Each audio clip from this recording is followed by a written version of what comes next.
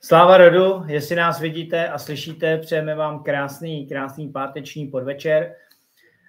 Toto vysílání jsme přesunuli ze včerejška na dnešek, protože včera se nám do vysílání přihlásil Ruda Vávra, kdo jste měli možnost to vidět naživo. Byli jste u toho. Vy, co jste tu možnost neměli, máte možnost se podívat na stránky Československého rozhlasu, kde toto video je uchováno pro všechny. A my jsme vlastně měli pro vás připravený na včerejšek. Máme připravený rozbor druhé myšlenky národního pohybu mimo ně. A Maruška Kulíšková si připravila... No, já si teď vezmu, ano, já jsem požádala Sláva rodu, dobrý večer vám všem, já jsem požádala Mojmíra, aby mi dali jenom prvních 5 minut, abych vám tady něco objasnila, protože z mého pohledu je to dosti důležité. Já jenom si dovolím na malou chvilku říci něco k našim národům, protože já si myslím, že to vyjádření, protože máme to i v 17 myšlenkách, že se samozřejmě je abych to řekla, ta svoboda toho vyjádření. Protože já jsem si to napsala nějak, abych na něco nezapomněla, takže naše společnost je roztříštěná a zmatená. K tomu se ještě dostaneme, protože nám to připomíná i tu dobu. Bylo to stejné jako v roce 1989. Někteří samozřejmě komentujete Mojmíra jako hovado, jako psychopata, jako šaška, jako kloboučníka, jako sektáře, jako lháře, podvodníka a taxikáře. Takže já se ptám, proč? Jsem tady vedle něho, v naší společnosti, která se mimochodem soudí sama, protože v soudních dokumentech to zní.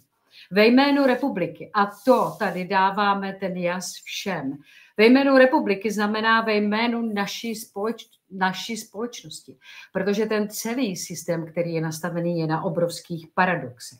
Takže Mojmír nikoho neokradl, v taxikářské záležitosti byl zproštěn viny. Takže co? Jak půjdeme dál?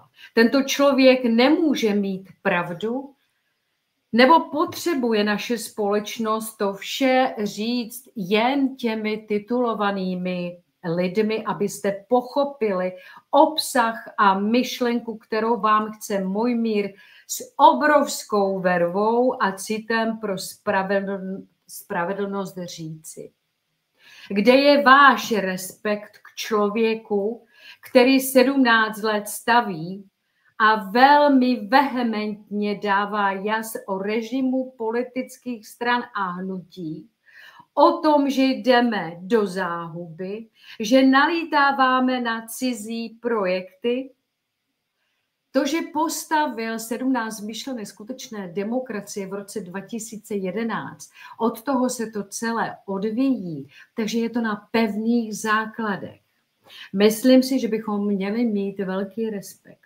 Že za nás bojuje samozřejmě s vědomím a ukázkou našich kořenů, že se zde jen mluví a nekoná se, kde je váš respekt. Jen ukazuje to, co prožil, ať ve scéně politické nebo rádoby biznisového slovanství. Nenapadá člověka. Takže jak se můžeme posunout, když nenasloucháme moudru stařešinům? Člověkům, kteří toho prožili daleko více než my sami. Tak to právě vzniká ten nerespekt k maminkám a tatínkům. Proč to říkám? Takže vším pojmenováním Mojmíra jste úplně vedle. Je rovný a přímý. Ale to se samozřejmě v naší společnosti nenosí a ani neakceptuje. Hlavně ukazuje na to, že pořád se jen mluví a opravdu jen mluví, ať od samozřejmě toho šíleného covidu, zdravotnictví, další věci, co se týká financí, ekonomiky, politiky a tak dále. Pořád tady jenom hovoříme a diskutujeme o jezuitech, o černé šlechtě, toho už víme dost. A o Stalinových krocích víme také. Ano, samozřejmě, mohl to být dobrý člověk, ale my se zabýváme 107 let, které můžeme dokázat. A kromě toho jsme tady všechno, o čem samozřejmě Stalinové myšlenky jsou měly v Československu. Přítomnost tady a teď je velmi důležitá, protože minulost už byla. Takže konejme, spojujme se a držme naši zem a národ pro spolužití všech v míru i s ostatními národy. Takže i člověk, který si prošel tímhletím vším a i to, že byl taxikář, neznamená, že by ještě nemohl mít pravdu a nemohl nás navést na ten dobrý směr. Takže to je jenom v krátkosti tady v tom, tím vás nebudu dlouho zatěžovat, takže i ten respekt na té druhé straně by měl být také. Protože hovado, psychopat, šašek a tak dále, tak to si myslím, že už je přes čáru. A i ti, co se teď definují za živé lidi, by a měli mít také tu pokoru. Takže, co se týká, já jsem tam nakousla dobu toho roku 1989, protože tam to bylo v takové té euforii. Já jsem záměrně vybrala to slovo, protože to je eufórie. Ano, byli jsme v nějaké euforii, byla tam obrovská nevědomost, využili toho samozřejmě zase ti v tom vedení, tak jako vždy. A my jsme se táhli za tím pozlátkem, tady v tom, že tady jdeme, my chceme tu svobodu a tak dále, cinkali jsme klíčema a tak dále. Ale byli jsme v té mlze a v té mlze jsme byli oklamáni. Protože oni nás opravdu vedli tímto směrem. To stejné tady a teď. Mně, to je můj pohled, samozřejmě, jestli to je i stejný jako tvůj, říkám tady teď moje pohledy, to stejné mi to připadá právě teď. Je tady ten duchovní posun. Ano, je tady další posun, ale to je naprosto v pořádku. Naprosto v pořádku. Je tady ale spoustu cest, zmatené zprávy, jen proto, aby jsme nenašli ten správný směr. Víte, v tom 1989 jsme ten správný směr nevěděli, protože nás vedli tímhletím směrem. Abychom něčeho dosáhli, ale musí být ta cesta společná. Ten jeden duch. Řešení takové, abychom my člověkové šli dobrým směrem, směrem našich kořenů a předků našich. Návrhy cizáků nás správným směrem nedovedou a to si buďte jisti.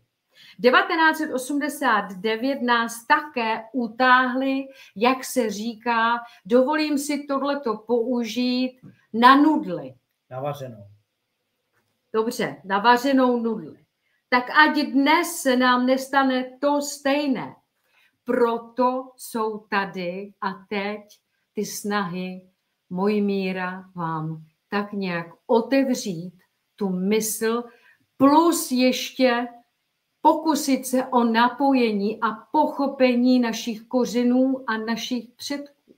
Takže to si zaslouží taky obrovský respekt. A máme samozřejmě, tady mám takovou poznámku, máme, že každý se snaží v rámci svých možností. Konáme prorod, snažíme se, ten, kdo má samozřejmě půdu, snažíme se být soběstační, ano, snažíme si tady vytvářet nějaké komunity a ano, je to dobrý čin. Je to dobrý čin. Jen tady jedno velké upřesnění. Pro nás ta komunita, a ty jsi to říkal od tvého prvopočátku, je těch 15 milionů přeživších potomků národů Československa, protože tady i v těchto našich iniciativách nebo v těch skutcích té soběstačnosti a tak dále může v zápětí přijít zákon a může být všechno pryč. To znamená, víme o tom. I s Mojmírem, i s Atilou jsme debatovali hodiny a hodiny, dny a dny o tom, že tady to bylo, byly tady osady, bylo tady všechno, byla tady vlastně taková ta snaha, ta tendence tady toho. A podívejte, je to pryč, protože všechno dobré oni zruší. Právě proto na ten začátek jsem vám chtěla říct, že velký respekt samozřejmě ke všem, co se snaží. Ale pochopme všichni, tady v této cestě národního pohybu mimo ně vám ukazujeme, že to je o velkém spojení. Je to i spojení samozřejmě s námi. Tady jsme bratři, Češi, Slováci, Rusíni. Proto jsme vám ukazovali mapu, kde všude jsme byli, abychom pochopili, že nejsme malí. Jsme velký, jsme obrovský a máme se naučit, protože nás vedli špatným směrem a máme se naučit právě ten dobrý směr, pochopit o našich národech, pochopit národy ostatní a jenom v tom míru a klidu tady mezi sebou žít. Dobro vám za to, že jste si mě na ten začátek vyposlechli. Teď samozřejmě vám přečtu, aby to nedošlo k zapomnění, protože člověkové rychle zapomínají, a to připomenutím práce Majky s rodou. To znamená tady tenhle ten jeden velký cíl, co se vám oba tady snažíme, a samozřejmě nejenom oba, a všichni přátelé, ať to je Majka s rodou, Attila a vy všichni, kteří se v tom, jo, i samozřejmě ta mladá generace, všichni, co se k tomu připojujete, tak vám chceme říci a přečíst i to, abychom si připomněli, protože vždycky se to dá na Telegram, pak to trošičku dojde k nějakému zapomnění a to není dobré. Takže sebeurčení mimo systému OSN je návrat k tomu původnímu podvedenému národu. Ano, protože my jsme byli podvedení, ale to napravíme. Všechno se dá napravit. Nie je to vyhlášení štátu, ale obnovení pravdy o národě, který nikdy nevymizol, alebo umlčaný a právně zneplatněný cez falešný rozpad ČSFR, samozřejmě bez referenda proti ústavě, přerušení identity a právního vědomí, no samozřejmě programově, právního, to už jsme tady diskutovali, protože my samozřejmě jdeme ještě, co se snažíme vám vysvětlit, že to právo, že tady je ještě ten stupínek výš, jenom samozřejmě i pro nás a pro vás všechny, že právo, jako podstata práva, vznikla z prav, a to je to jav, slav, nav, prav. Jo, ano, protože paraziti neumí tvořit. No. A vytvořit, já to jenom tady tu jednu A na druhou stranu, právo a základ jakéhokoliv práva je Řím. Tak. To jsem chtěl doplnit, aby to nebylo zaměňované. To byla jenom fonetika, toto bylo vysvětleno foneticky, že to bylo hej, jako prav, hej. Tak. Jo? Vytvorení nových štátů jako soukromých entit bez národnej legitimity. Návrat jako država Čechoslovakia nie je politickým, ale duchovno, tak bych to řekla, tím činem v tom prav. Základom je svědomí, vědomí a paměť národa. Nežiada o uznaně, ale stvrzuje si svoje sebavědomí, původ a území. Nezakládá nový štát, ale obnovuje přetrhnutou zmluvu národa z jeho vlastí. Sebaurčeně tu je návrat k původné důstojnosti jako národa a celku. Národ je živá soustava. Není to položka v systéme. Mnohé národné pojmy slouží dnes jako jazykové masky. Dají ti pocit vlastnictva, spolurozhodování a identity, ale bez reálnej právnej moci. Toto je jazyková iluzia moci, ktorá zamlčuje, kto reálne rozhoduje, komu patrí čo a kto ťa v skutočnosti zastupuje. Pravá smrť národa. Je to zmluvné poddanstvo občana. Keď národ ztratí priamy právny hlas, jediný, kdo zostane, je občan ako súkromnoprávna entita viazaná zákonmi štátu. To umožňuje zavázať akékoľvek zákony bez konzultácie s národom. Ignorovať historickú pamäť a nahradila jsem tady trošku tu suverenitu a samostatnost. Vládnuť cez politické strany, nie cez volu národa. Nahradit kolektivní národnou zodpovědnost osobným občanským súhlasom. Například podpis, registrace, účast ve volbách a taky samozřejmě ten občanský průkaz. Kedy se národ změní na národnou menšinu, to je to, co vám tady chceme říct a kam oni jdou. Nie je zakotvený právně v ústave, ale v mezinárodnom práve. Je demograficky oslabovaný migráciou, globalizáciou či odlivom mládeže. Je kulturně dezintegrovaný cez školství, technologie a cielenú propagandu. Je mu znemožněné zjednotit se mimo politických strán, například cez zákon 424 1991 sbírky. Potom sa de facto zmení na etnografickou menšinu, ktorý štát uzná iba ako folklór alebo štatistickú skupinu, nie ako svrchovaných a nezávislých. Z hlediska občana, ak národ nemá zvrchovanosť, nezávislosť, potom ani ty ako jeho člen nemáš právo konať ako národ. A nemôžeš si právne vyžadať konanie v mene národa. Pokiaľ si ho neustanovíš, nedefinuješ a nepreukážeš ako existujúci celok, například právě tou formou té dohody nebo shromáždění. Slovo národ je dnes vlastněné symbolicky štátom. No v skutočnosti právně nepatrí nikomu. A najmenej tebe ako občanovi či člověku. Pokiaľ si ho národ sám neuzurpuje späť. To znamená sebaurčení. O té právě existenci a hlavně té skutečnosti národa jako oprávněného činiteľa. Zmluvou mezi jeho členmi, která definuje jeho vôľu a kompetencie. Zkracujeme. Keď sa člověk a národ určí, seba určí mimo štruktúry OSN, uzná si svoje vlastní území, zvyčajne pôvodné, dejinné a prírodné. Vytvoriť dohodu medzi sebou ako človeky, nie ako korporátnymi občanmi. Vtedy platí, sebaurčenie nie je žiadosť o uznanie. Je to uznanie samého seba. A potom vzájomné uznanie medzi ľuďmi, medzi človeky, ktoré vytvára nové pravidla, nie štát, ale domovinu, třeba državu, společenství. Takéto sebaurčenie má vyšší váhu, protože nie je odvodené, ale pôvodné. A nie je závislé od systému OSN. Je mimo něho. Dokonce je mu nadradené v tom duchovnom smysle.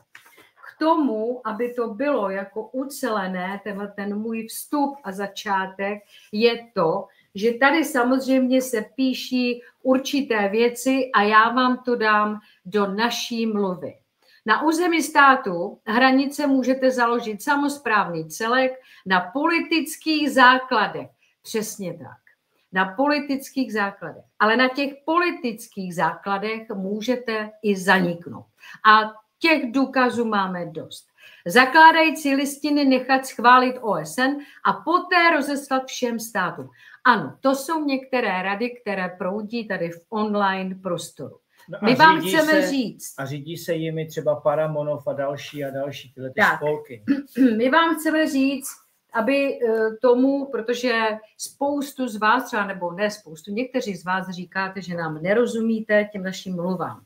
Takže my vám chceme říct v tomhletom starém ponímání, v tomhletom, já bych to řekla, že se to zaklíná, v tom zaklínacím.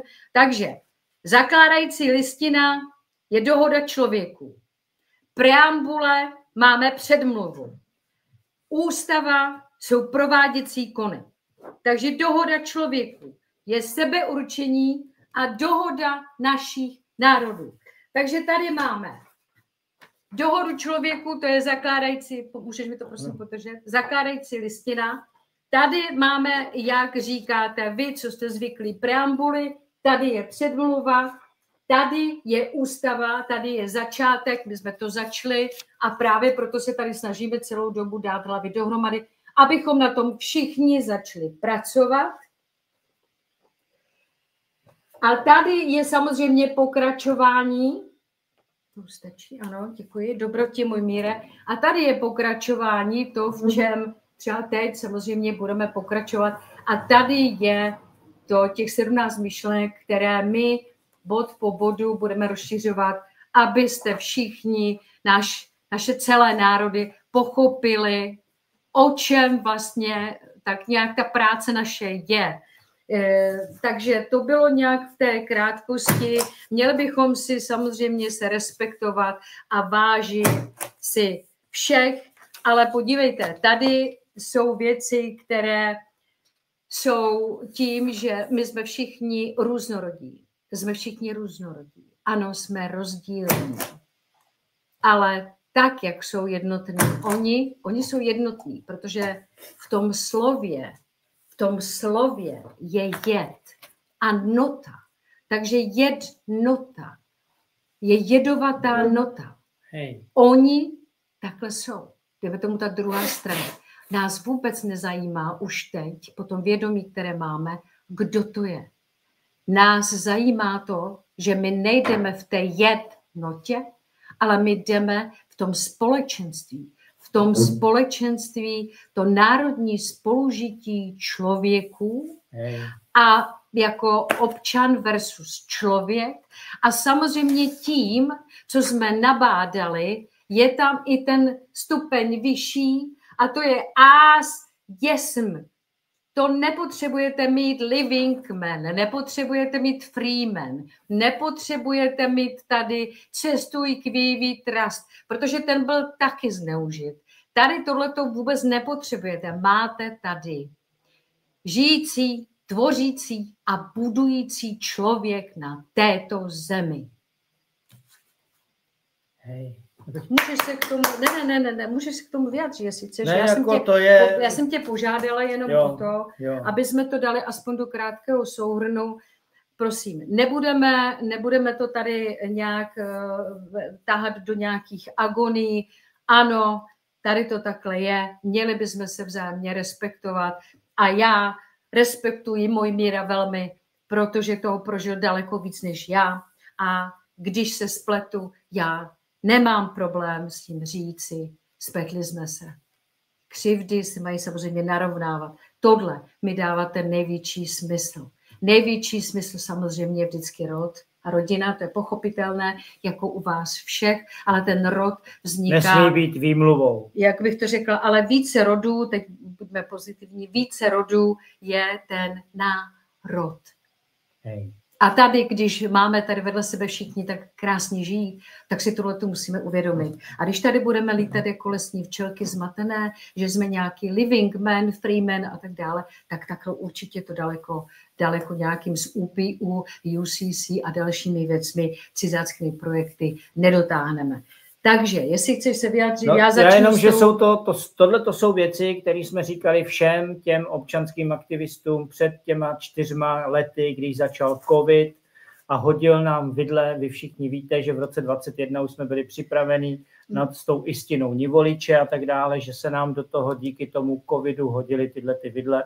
Takže jsme všechny obcházeli znovu, protože vyrostly jak houby po dešti. Dobře, to teď jdeme. Tak se mě neptej, jestli můžu něco říct, jako když mi to... Já jsem chtěl něco říct. Dobře. Minutu, tak to... No, dobrý. Ano, my víme, že jsi to už řekl všem. Já jsem za všema jsem chodil a pro všechny jsem byl právě ten šmejd taxikářský a tak dále. To bylo jejich jediný odpověď to byla jejich jediná odpověď a pořád vlastně mi ten cejch dávají. Takže... Jo, takže jsme už teď vysvětlili. Takže můžeme jít na tu myšlenku. Jo? Takže v předminulém vysílání jsme se věnovali myšlence číslo 1, tak nějak jsme to rozebrali, rozšiřovali, aby byl ten jas a tak dále, co se vším takhle nějak souvisí. Dneska to bude myšlenka číslo 2 a je to změna způsobu voleb a výběr člověků ze spoda. Takže tady v tomhletom my to nemáme jako ty podbody, tady nejsou ty podbody, ale vlastně v tom odstavci, jo, dejme tomu zrušení, ten první odstavec je zrušení politických stran a hnutí, mohou být zájmovými kluby. Já si to jistím tady odsaď. Já jsem se chtěl na to koukat, jako abych to mohl. Zrušení politických stran a hnutí mohou být zájmovými kluby. To znamená, mám to napojený na myšlenku 3, 4, 6, 7, 9, 11.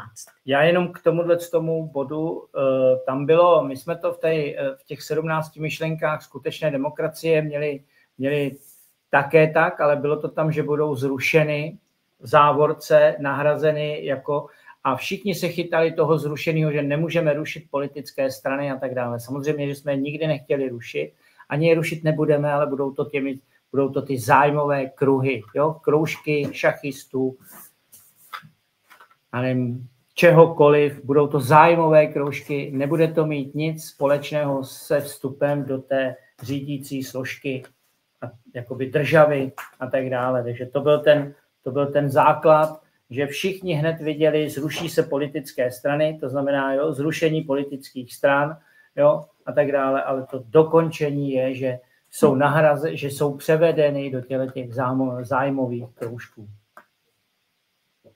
Ano, takže k tomu odstavci 1 zrušení politických stran a hnutí. Takže režim politických stran a hnutí ztratí své opodstatnění. Hej. Protože už ho skutečně už ho ztratil, protože jestliže víte, že vám tady volby počítá americký program, který to počítá tak, jak je zadáno v Americe. Jestliže víte, že volby jsou tajný a nemůžete doložit, koho jste volili, i když ho budete kroužkovat, to jsme dělali před 10 lety, kroužkovali jsme v 6 lidech, ani jeden kroužek ve sčítání voleb nebyl. Protože jsou tajný, nedoložíte nikdy, koho jste volili. Takže to jsou 3 základní body, proč jsou volby podvod. A konec konců všichni víte, že kdyby ty volby mohly něco změnit, tak je zruší a zakážou. Takže i přesto vás pořád vábí do těch tajných voleb. Pořád. Takže ztrácí možnost se podílet na správě země. Hej. Já to myslím, že můj mír je to nejpodstatnější. Že? Samozřejmě, budou odděleny tak dle článku 5, jo, zákona 400, podle paragrafu 5, zákona 424 z roku 1991 sbírky podle paragrafu 5 budou skutečně postaveny mimo řízení správy země. Tak ano, a vybraný člověk v národní správě, ano, je za všech okolností ten, kdo pracuje pro blaho člověků a naše národy a nikoliv pro svůj zisk nebo prospěch. Jo? A tady to máme, tady hned, protože já tady mám v té jednice 3, 4, 6, 7, 9. Takže tady to je napojené na myšlenku 3, 4, 6, 7, 9 a 11. Jo? Tak já jsem to tady tak jako potom jako víc rozvedla. Tak, takže ano, samozřejmě. Co čteš teďko tohle? To je co teď? Ano, to je ten odstavec první. Zrušení politických stran a hnutí a mohou být zájmovými kluby. Už jsme byli jako tady, celá změna. Tady jsme byli. Výběr člověku od spodu, to je v rámci obce. Ano, ale já to teď neberu jako jeden odstavec k tomu odstavci a tak dále. Já to beru změna způsobu voleb a výběr člověku ze spoda. Já to beru teď v té všeobecnosti, jo? Aby jsme věděli, že tady je to napojené. A teď jdeš kam? Můj míre, tak já jsem si to tady rozpracovala teď celé. Takže já nevím, kde seš teď, kam přecházíš, do kterého. Ano, tady jsme pořád. myšlenky 2. Hned ti to řeknu. Tak a tady to je v tom souhrnu, takže a naše národa nikoliv pro svůj zisk nebo prospěch. A ústavní zákon 23 z roku 1991, tam je jasně píší zákaz odnárodňování. Vedle odbornosti jsou pevný charakter a cit pro práci v národní správě jasem a nejvyšší vybraný člověk je charakterově schopný, člověk mnoha prožitých zkušeností a rozhodnutí a je to tvořené v moudrosti a konech. Jo, takže to je, protože my jsme tady v té trojce, to znamená, tady to je i to, že ta koná moc je zpráva, která vzejde z výběru i z voleb, pak je tady, že to je napojené na myšlenku 4, to znamená, že ten vybraný člověk, to je právě, co jsem četla, že ten vybraný člověk v národní správě, jo, tak to je tady v odstavci 3, v té myšlence 4, jo, vybraný člověk v národní správě je za všech okolností ten, kdo pracuje pro blaho člověků a naše národy a nikoliv pro svůj zisk nebo prospěch. Protože to se týká tady i toho výběru člověku ze spoda. To se takhle jako po té jednoduchosti, po tom odstavci, ale týká se to celé té myšlenky 2. Samozřejmě je to tady i ta myšlenka 6 do toho zasahuje a to je právě vedle té odbornosti, musí tam být i ten pevný charakter a cit pro práci v národní správě dávat ten moudrý jas. Ano, tak. Pak se to napojuje, ta myšlenka i na ten bod, na tu myšlenku 7. Tak a tady,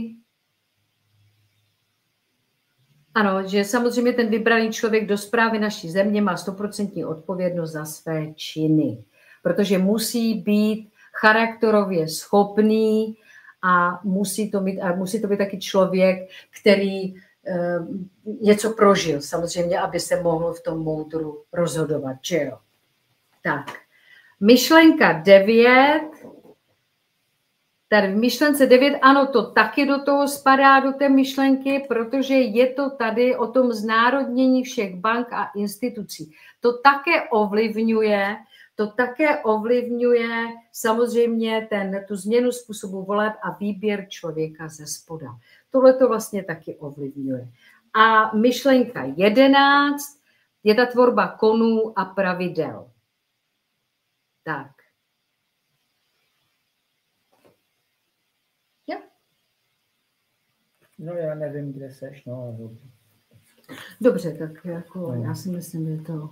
No. Takže nejdůležitější je to, že tady ten výběr, jak říkáme v té dvojce, je výběr člověků ze spoda a změna způsobu voleb.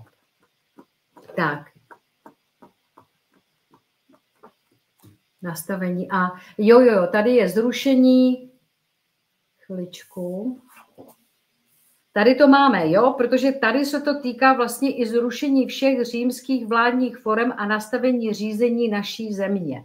Jo, proto je tam vlastně zahrnuté tolik těch myšlenek, protože v těch odstavcech je to jasný. Je tady zrušení těch politických stran a hnutí, je tady zrušení všech římských vládních forem a nastavení řízení naší země. Je to samozřejmě výběr člověku od spodu v rámci té obce a ti úspěšní člověkové postoupí do dalšího kola, kde si mezi sebou vyberou ty postoupivší, ti to postoupí do okresního kola a jejich vybraní postoupí do kola dalšího až do naplnění národních institucí. Jo? A poslední vlastně bod, protože tady je těch 5 odstavců, ten poslední bod je opětovné silné Československo, celonárodní, bych řekla, my jsme tam ještě napsali referendum, ale je to celonárodní vyjádření. Tady, jo, tady máš to celonárodní vyjádření.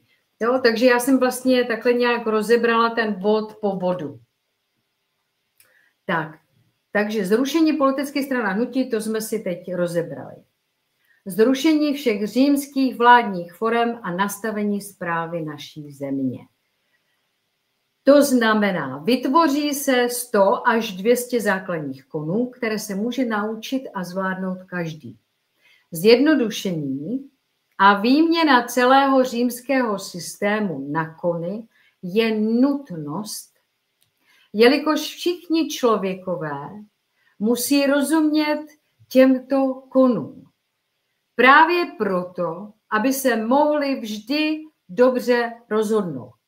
Pokud je nevědomí, pak nastává ta nesrozumitelnost, ty spory a ty dohady. To s tím zmizí.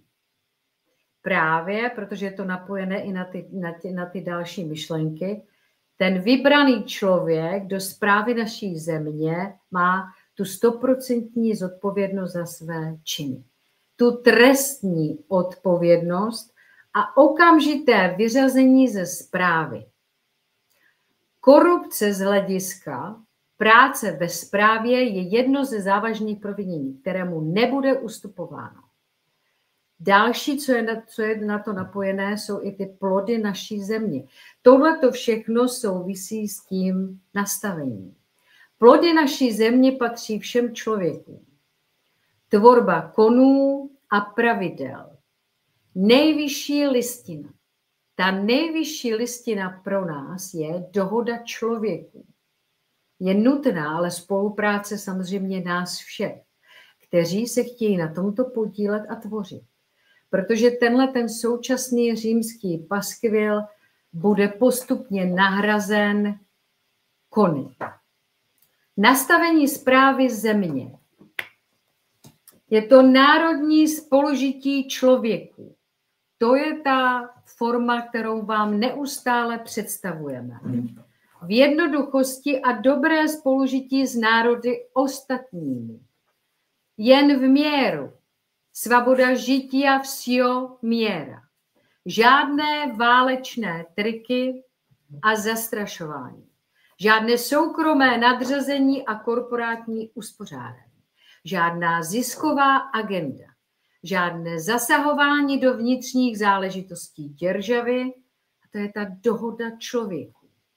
Podrobnější jas je tvořen v listinách Država Čechoslovakia na našich stránkách. Takže v PDF-ku jsem chtěla říct, že v PDF-ku máme tam listinu, která je, myslím, 50 nebo 60 stran, že jo? A tam to máte trošičku podrobněji vypsané. Tak. Tady máme odstavec 3. Výběr člověků od spodu, to znamená v rámci obce. A tam se to napojuje na myšlenku 3, 6 a 7.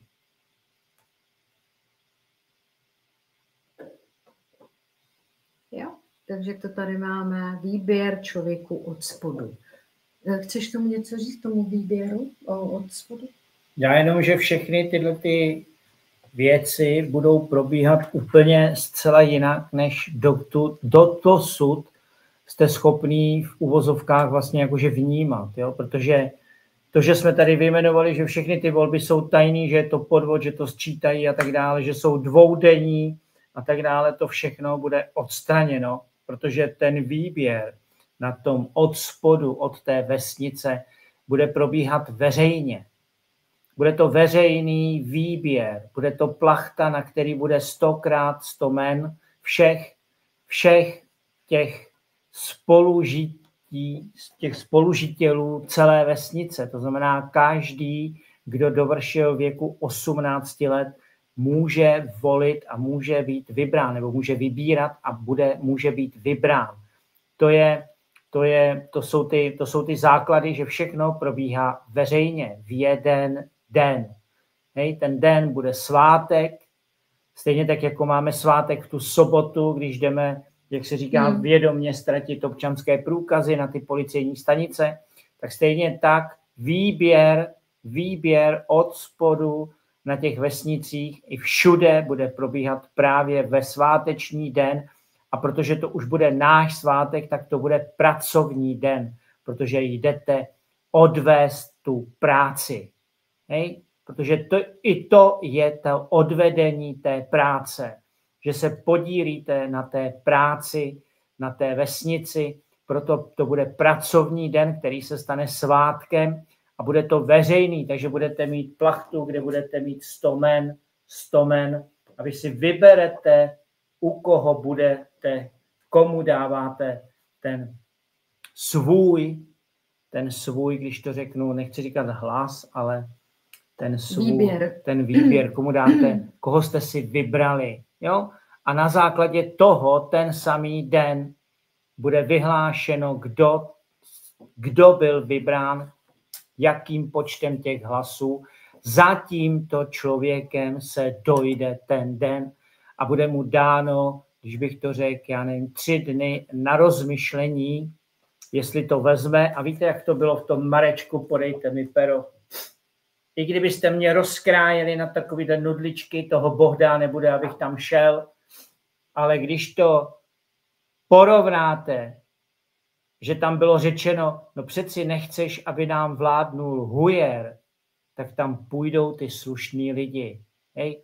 Bez toho, že by ty slušní lidi se fotili u sbírání hub, nebo u bazénu, jak plavou, nebo jak v montérkách s vidlema dokážou obracet hnůj, nebo jak sekají trávu, protože vy ty lidi znáte nejlépe právě vy v tom vašem okolí. Takže tento výběr bude veřejný.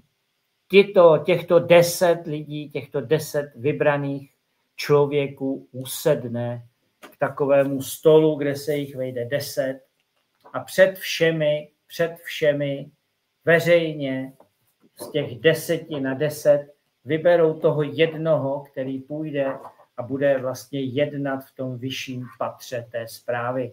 To je ta forma těch 100, 1, 10, 1, 10, 1, 10, 1. Vše bude veřejný a proto je v tomto udělaný ta pětidenní odvolatelnost toho dotyčného, protože každé to patro, každý ten stůl hlídá vlastně toho svého člověka, který ho vyslali do té vyšší správy. A nejpodstatnější, i kdyby to byl prezident tady není u nás, ale když to bude Triglav, tak i ten Triglav bude dál žít tam, kde žije. A akorát na ty mezinárodní setkání a takové ty různé věci bude vlastně nějakým způsobem někam vyslán. Ale všechny ty věci, všichni ti občané, ty budoucí člověci budou žít v tom místě, kde žijí doteď. Žádný stěhování do Prahy, jo, a žít někde v Praze a tak dále a tak dále. Takže ten výběr člověku od spodu v rámci obce, a tady je to napojené právě i na tu myšlenku 3, to znamená na ty první 2 odstavce. Jo? To znamená, konná moc je správa, která vzejde z výběru. Tak, a to je, dejme tomu, z těch voleb, jako z toho výběru.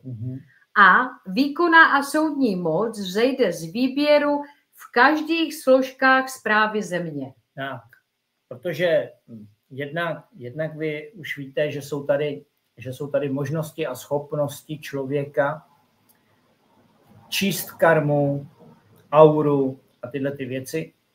A ty soudci, kteří jsou tam dneska, jsou vyškolení v tom římském právu, takže se s nimi rozloučíme, protože je už nebude potřeba.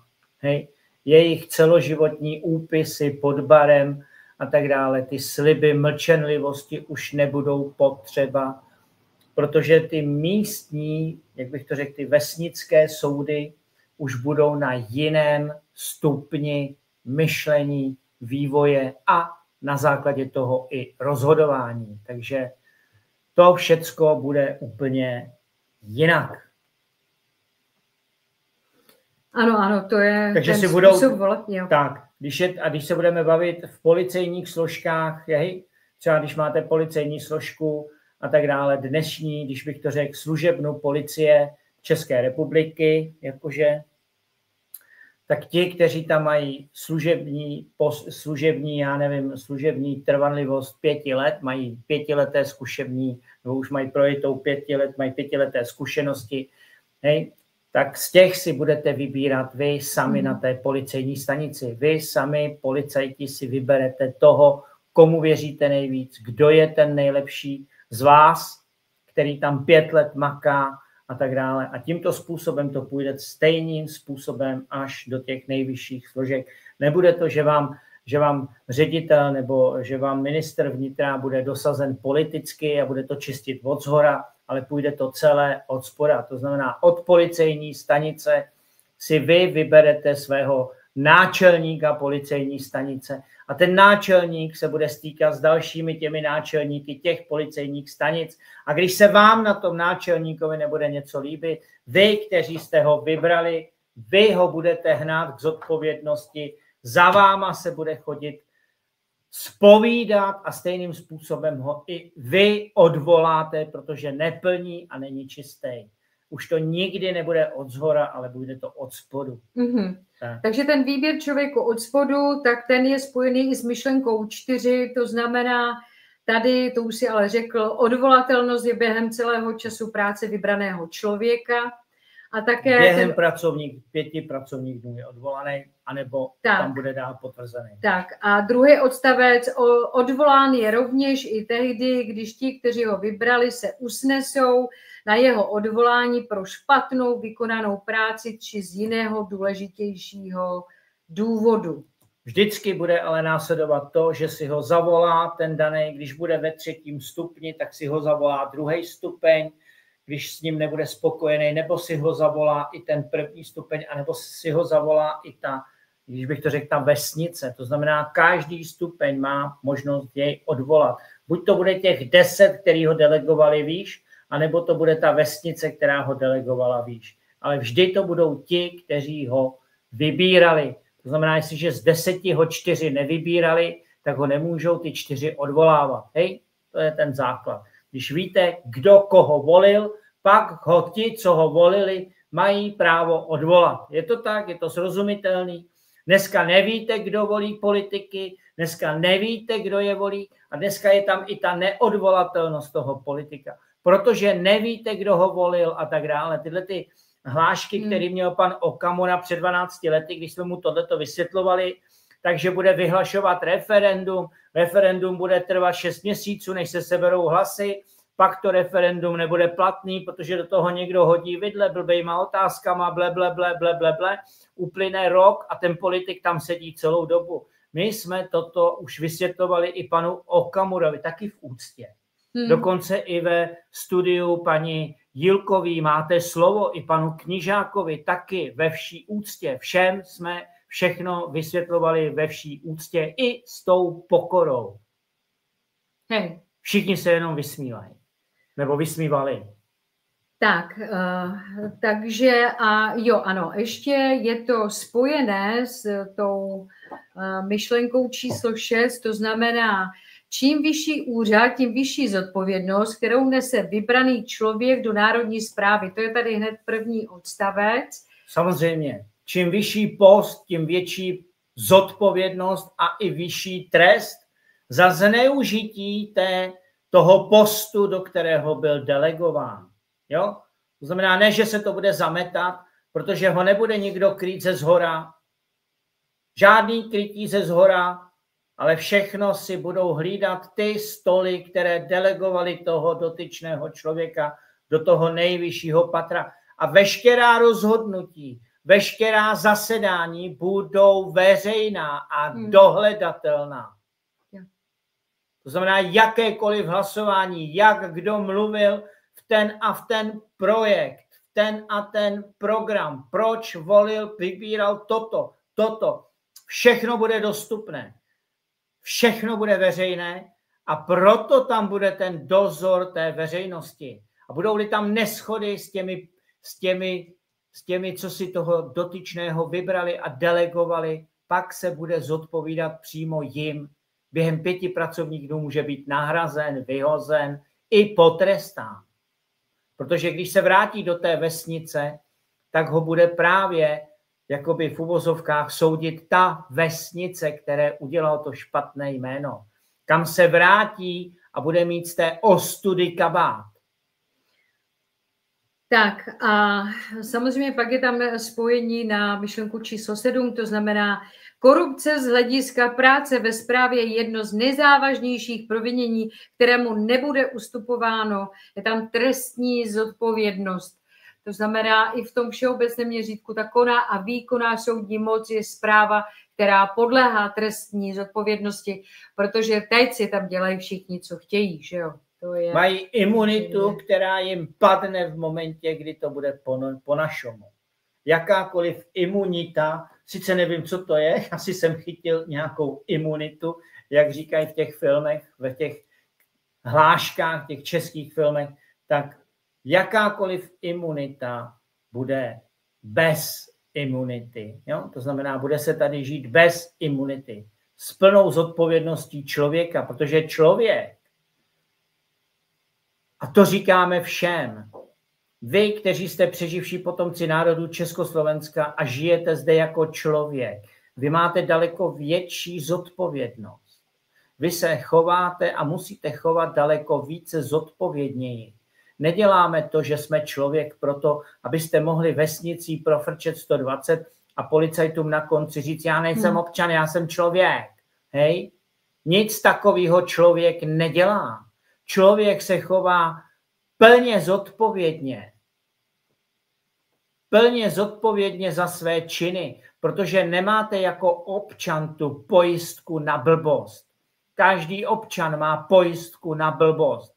A to je ten stát, který nad ním stojí a který ho jakože jistí těmi zákony. Občan má pojistku na blbost. Člověk funguje na základě své plné zodpovědnosti. To je úplně něco jiného, než dneska, v čem dneska žijete. Jo, ať jsou to, já neříkám, aby tady nebyla pojišťovna, jak se říká, pojišťovna na těchhle, jak se tomu říká, ta povinné ručení a tak dále, jo, a tyhle ty věci. Ale já vám to řeknu takhle. Když budete pracovat s myšlenkou a budete si tvořit myšlenky, že potřebujete mít pojištění na blbost, tak budete blbí, protože už tím předpokládáte, že budete blbí. Proto máte tu pojistku na blbost. Hej? Proto se ty pojistky uzavírají. Když si odmyslíte a vypaří se všechny tyto věci, pak budete vědět, že nebudete bourat, protože nebudete bourat. Takže nebudete potřebovat tyhle ty pojistky na bouračky a tak dále, protože nebudete bourat. Tahleta myšlenka, jo, a tak dále. Stejně tak, jak jsme vám už říkali několikrát, nejlepší pojišťovák na světě. Nejznámější pojišťovací agent na světě. Al Capone. Al Capone. Mně tam běhalo Al Pacino. Kdo byl pojištěn proti vyhoření obchodů, krámků, rozbitých vitrín a tak dále, vyhoření domů a tak vykradení skladu. Kdo byl pojištěn u toho nejznámějšího pojišťovacího agenta Al Caponeho, tak se mu nic nestalo. Za to musel platit ty fufníky. Hej? Kdo nebyl pojištěn u Al Caponeho, tak se jim ty příhody stávaly.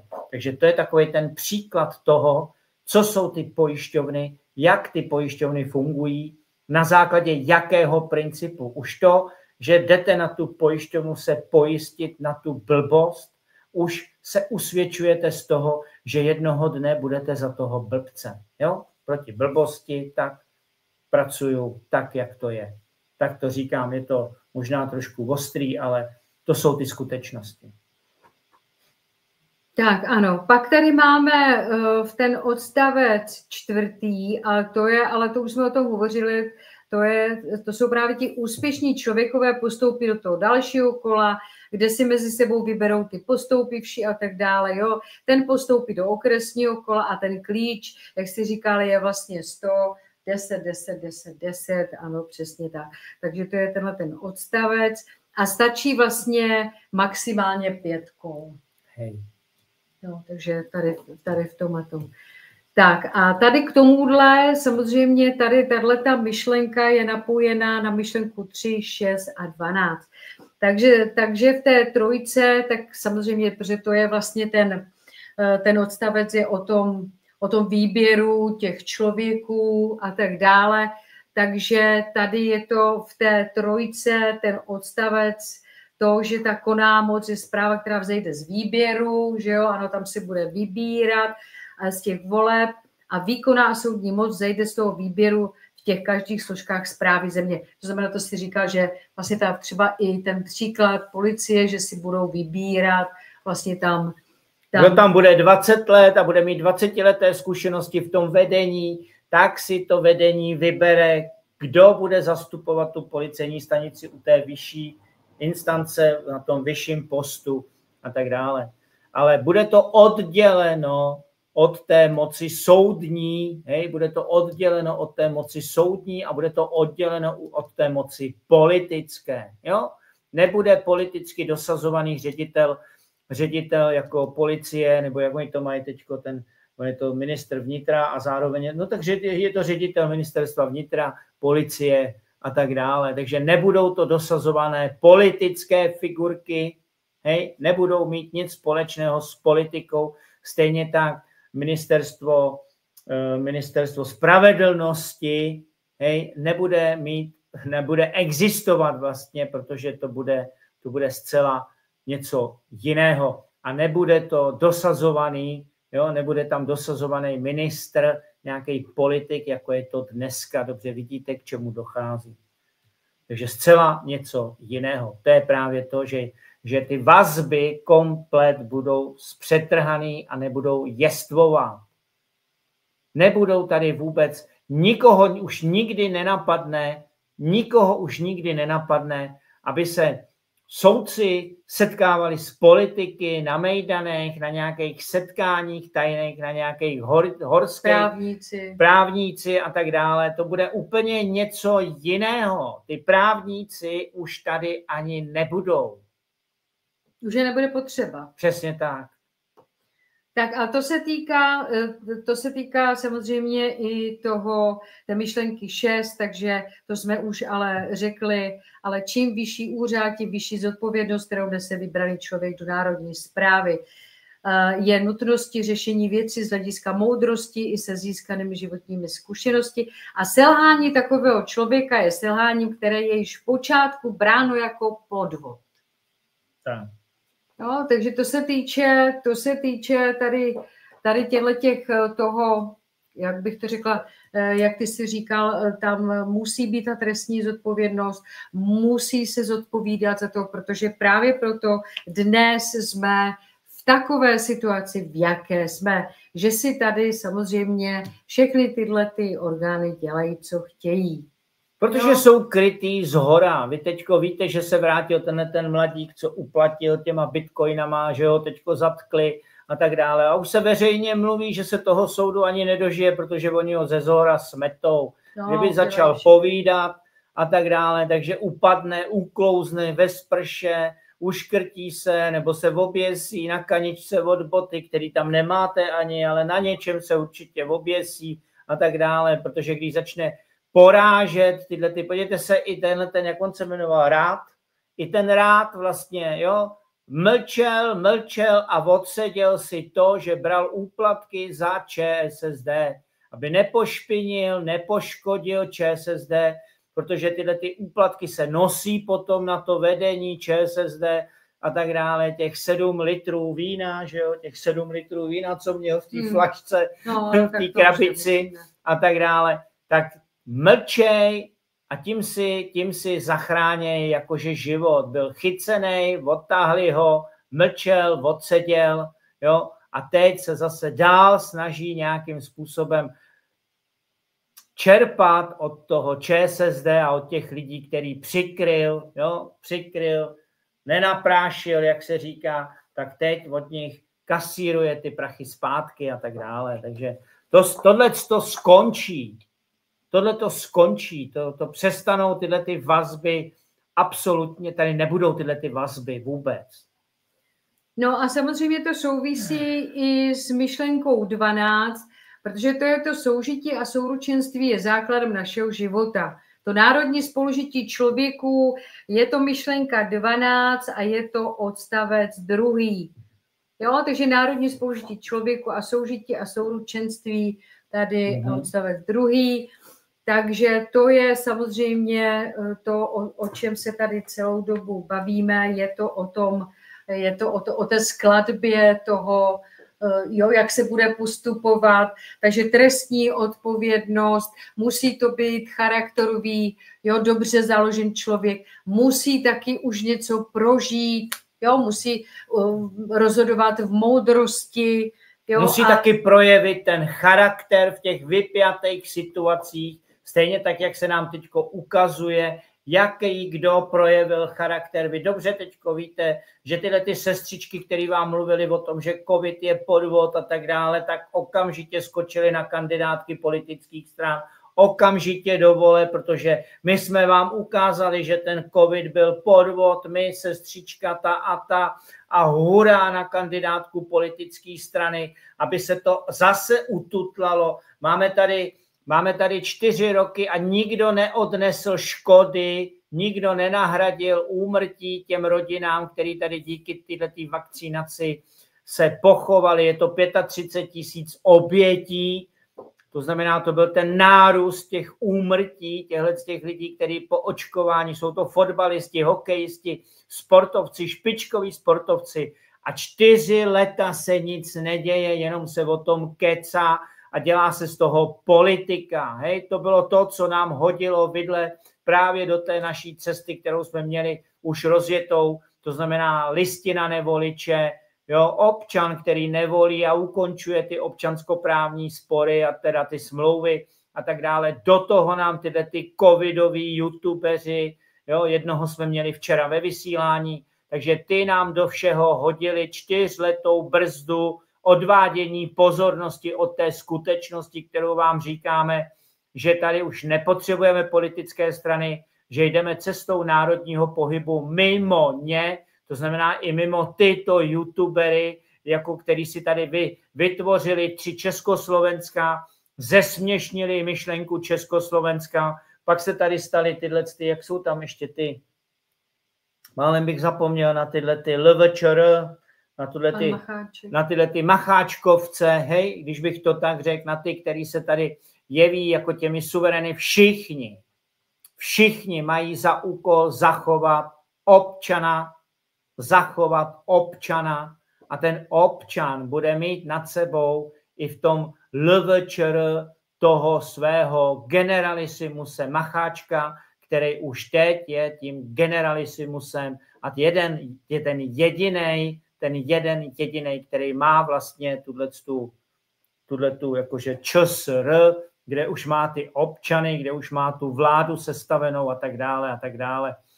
No, takže bez těchto lidí my jdeme mimo ně. Nečekáme žádné reparace, to si říkala i včera, jo, nečekáme na tyhle ty odměny, ať je to tadyhle zlatý prase krále Šalamounů a těch praramonů a skrčeničů a těch věcí. Jdeme, nepotřebujeme to, protože my máme ty ruce, nohy, pole, louky, lesy a to všechno, co tady bylo k 1. listopadu 1991. To ještě nebyla privatizace, ta teprve začala. A tím se usvědčili z toho, že tyhle ty privatizéři, kteří si dneska zakládají jasany, že tyhle ty privatizéři, kteří mají tyhle ty akcie na doručitele, hej, to znamená bezejmenní akcionáři, kteří privatizovali Československo, ať to byl plynárenský průmysl, ať to byl jakýkoliv průmysl, energetický průmysl a tak dále, tyhle ty Štěpánové a tyhle ty nastrčený figurky, které si dneska za ty nakradený, zprivatizovaný miliony zakládají politická hnutí jasan a skáčou do toho tyhle ty občanští aktivisté, kteří zradili myšlenku Československa. Je dobře, že to vidíte vy všichni. Je dobře, že to vidíte. Je dobře, že vidíte, kde ty lidi žijou, co jsou zač a jak dokážou zaprodat pro svoji osobní rodinu zaprodat národy Československa. To je, protože bez národů Československa tady žádné rodiny nebudou. Budou tady jenom ty milionáři, milionáři, ty krachnou. Budou tady jenom ty miliardáři. Hej, budou tady jenom ty miliardáři. To je ty milionáři, co mají jakoby domy, jo, a tak dále, nějaký hektar lesa a tak dále. Ty budou spláchnutý těma miliardářema. Nezachráníte si ty rody, protože se vytvoříte jenom na tom na té svý hroudičce a nepřemýšlíte o tom, že pro nás je ta nejmenší komunita 15 milionů Čechoslováků. Jak říkáme 15,5, protože s podkou Rusí je nás 15,6 milionů Čechoslováků, přeživších potomků národů Československa. A kdo je přeživší potomek národů Československa po svém tatínkovi, mamince, babičce a dědečkovi, tak my to máme k roku 1895, pak rok 1900, to byla babička, pak rok 1935, 1942 maminka, my 65. a synové a dcery od roku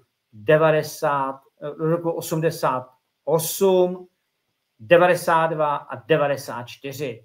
Takže my jsme tou jistotou a istinou toho, že to Československo tady bylo a že jsme přeživší potomci národů Československa, včetně našich dětí. Tak a ty jsi mi teď, takhle tě můžu krásně jenom doplnit, protože ten poslední odstavec v té myšlence číslo 2 je opětovné silné Československo a to celonárodní referendum. Takže to je trošku širší, tam už je to napojení, tak se vám budu snažit říci to napojení, takže tady to první, jedna z těch, to silné Československo, celonárodní vyjádření, je samozřejmě ten první odstavec v té myšlence 1 a to je okamžité narovnání životních podmínek všem. To je jasný, to je to naše silné Československo do třetice. Oddlužnění, zrušení hypoték, zrušení jakéhokoliv dluhu, protože to je podvod. Hej? A všem přeživším potomkům národů Československa to vyplácení toho podílu ve výši 85 000 korun měsíčně. Jo? To bude narovnáno všem, to bude jeden den takhle. Jo? Jeden den takhle. Nemáte hypotéku, nemáte dluhy, nemáte nic, hej? A na účet, na hlavu vám přijde 85 000 korun. Takhle. Tak dále v odstavci předposledním je to svoboda myšlení a vyjádření se. To znamená, ten jen nesouhlas nestačí.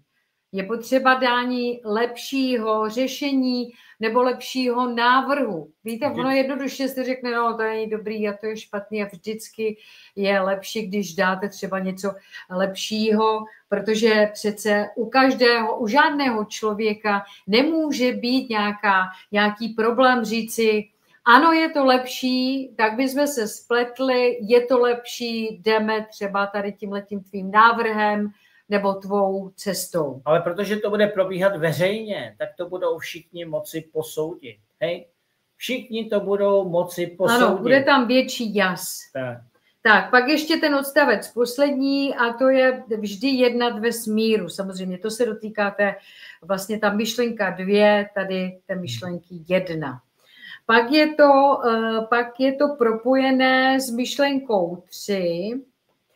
A to se bavíme samozřejmě... o který myšlence teda teď? Pořád o té dvojce, jo? No, ale to opětovné silné Československo. My se pořád bavíme. Ano. Rozebírám to po odstavci. Rozumíme si? Ano. Rozumíme si. Takže opětovné silné Československo, takže propojení na myšlenku 1, propojení na myšlenku 3. A to samozřejmě, že jak jsme se o tom povídali, ta konná moc je zpráva, která vzejde teda z výběru. Je tam striktní dodržování konů, ano, to taky tvoří to silné Československo. A tady je to dosti důležité, protože do doby, a to jsme vám chtěli taky říci, do doby, než si všichni uvědomíme, že soudce nepotřebujeme, do doby, kdy se všichni dokážeme dohodnout a do doby, kdy odstraníme všechny intriky dnešních zvyků a korupce, do doby, kdy zavládne, nebo bych to řekla, nezavládne, ale nastane nebo stane klid, rovnost, vědomí a ljubost. Protože každý z nás samozřejmě musíme pracovat na sobě, protože jsme se narodili tady do tohohle systému, který je takto nastaven a poškodili nás samozřejmě všechny. Takže to byla ta trojka. Pak je to spojené s myšlenkou 4 a to tady mám, to je trošičku, ještě tady kony, ještě se tady vrátím k těm konům. Tady to bylo, ano, protože to je striktní oddělení konné a výkonné soudní moci a složitý římský právní systém nahrazen srozumitelnými pravidly, teda kony, to jsou ty prováděcí kony, kterým bude teda rozumět každý, jelikož se správnému rozhodnutí je potřeba ta srozumitelnost. Jo? Abychom se dobře rozhodli. Jeden třeba takový z těch jakože konů našich předků bylo to, že nejstarší syn, nejstarší dcera odcházeli a zakládali nové rodiny, nové rody, rodčiny a tak dále. Ty nejmladší synové a dcery zůstávali a starali se o tu maminku, o tatínka a jim zůstával ten grunt, ten pozemek po těch maminkách a tatínkách, o které se starali. Jo? To byl daný kon, o tom se nediskutovalo, to bylo daný. Nejstarší odcházel a nejmladší zůstávali doma a ti pak zakládali, za nima pak přicházeli ti dcery a synové, který vlastně byli vyslány tím rodem do toho světa, jak se říká. Takže ten právní řád pak přinesl tu vyčúranost těch starších synů, starších dcer, který i přesto, že se nejmladší starali tak, jak měli najednou podle toho římského práva, které sem přišlo. A dobře se podívejte znovu pro mě ukázkou, Slovácko sa nesúdi, tam to všechno je, že tyhle ty věci, co se toho týkalo, se řešily na té vesnici. Řešil to tam ten starosta, který tam byl, tenkrát to hrál Polocek, myslím, se jmenoval, který tam spráskal toho jednoho nezbedníka a tak dále. Takže a ten si pak šel stěžovat jakože do těch vršních pater, do těch měst, kde už právě tyhle ty římská pravidla začaly platit a přišli pak až na tu vesnici. Takže tyhle ty podvody, tyhle ty věci tady nebudou. Budou tady kony, tak, jak to fungovalo za našich předků, a tak dále. No, pak je to propojení té myšlenky 4, to znamená, to silné Československo musí mít právě tu odvolatelnost během celého času práce vybraného člověka, protože pokud tady nejsi pro dobro člověku, tak tady samozřejmě v té správě nemáš co dělat. Pak je to propojení na myšlenku 5, to znamená zrušení té lživé reklamy, ne zrušení samozřejmě celé reklamy, ale tady to bylo myšleno zrušení té lživé podprahové reklamy, takže tvoříme místo reklam přehledné zpravodajství, ano, které si kdokoliv může vyhledat a které nesmí mít formu současné reklamy, ale bloků, které jsou komukoliv v dispozici a které pokud o ně neprojeví zájem, se nesmí zobrazovat. Právě o tom je i to silné Československo, protože média, to je velmi silná záležitost. Oni to moc dobře ví a taky toho 100% zneužívají. Takže aby byl ten klid a ta spravedlnost v tom silném Československu, tak i to do toho. Proto vedení v uvozovkách, když to řeknu teďko, vedení těch médií se právě dosazuje politicky. Jo? Protože politici vyberou, kdo bude ředitel České televize, kdo bude ředitel Českého rozhlasu, za tyhle ty bambiliony tam vlastně pouštějí tyhle ty když to řeknu, blbosti, protože když tady vidíte ten duhovej festival toho hnusu, té vykloubenosti a máte to v přímém vysílacím čase, tak to vidí děti, vidí to všichni a oni řeknou, no to si zaslouží, protože je to určitá komunita, kde je ta většina, která tohleto nechce a tak dále. Nezajímá je to. To znamená, právě proto už nebudou tyhle dosazování těchto, když bych to řekl, ředitelů, těch médií a tak dále. Jo? Každá vysílací, jak bych to řekl, ta frekvence vám narušuje mozek. Hej? To znamená televize, rádia, všechny tyhle ty věci, ať jsou to mobily a tak dále, všechno vám to narušuje mozek. Nepotřebujeme to. Jo? Něco jiného je, když to jde po kabelu, než když to jde takhle tím mobilem vzduchem. Jo? Bzz, bzz, bzz, bzz, bzz, a tak dále. Nepotřebujeme tyhle ty věci tímhletím způsobem. Měli jsme telefonní budky, telefonní linky, šlo to po kabelech, neničilo vám to ten mozek. A jakmile to začalo jít tímhletím vzduchem, tak se ty naše myšlenky roztřepí, protože jsou nabourávány těma velmi krátkýma vlnama, ty naše dlouhé vlny jsou rozsekaný na VKVčka a tak dále. Proto je tady vysílání VK, jo, velmi krátký vysílání a takovéhle ty věci. Protože to rozsekává ty dlouhé myšlenky, které máme. Jo? Tak to je.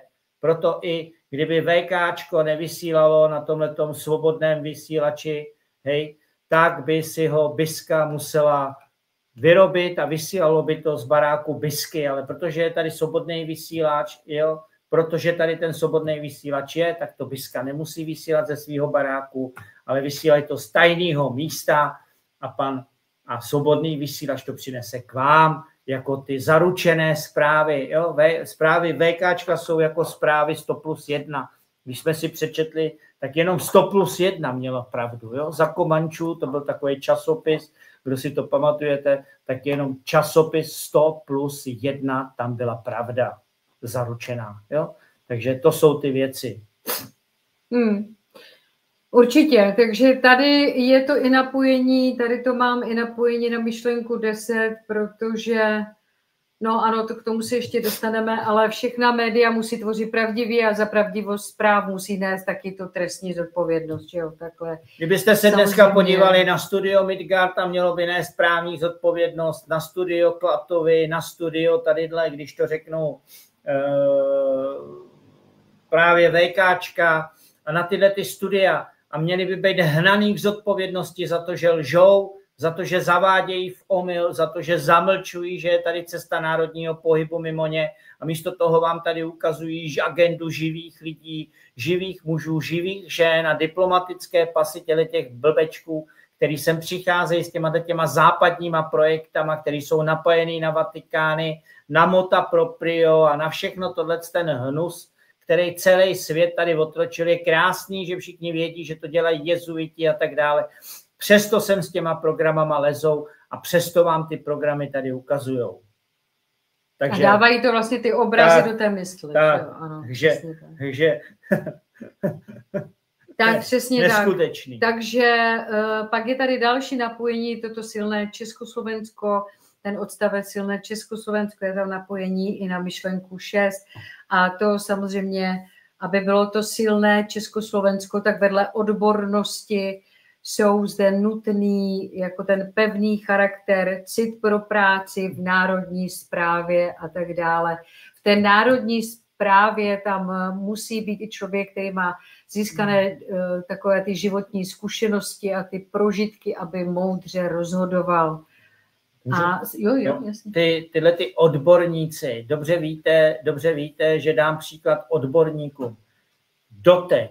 Doteď seděli v parlamentu, v senátu a ve vší té správě seděli odborníci, akademici, odborníci, vysokoškolsky vzdělaní odborníci. Hej?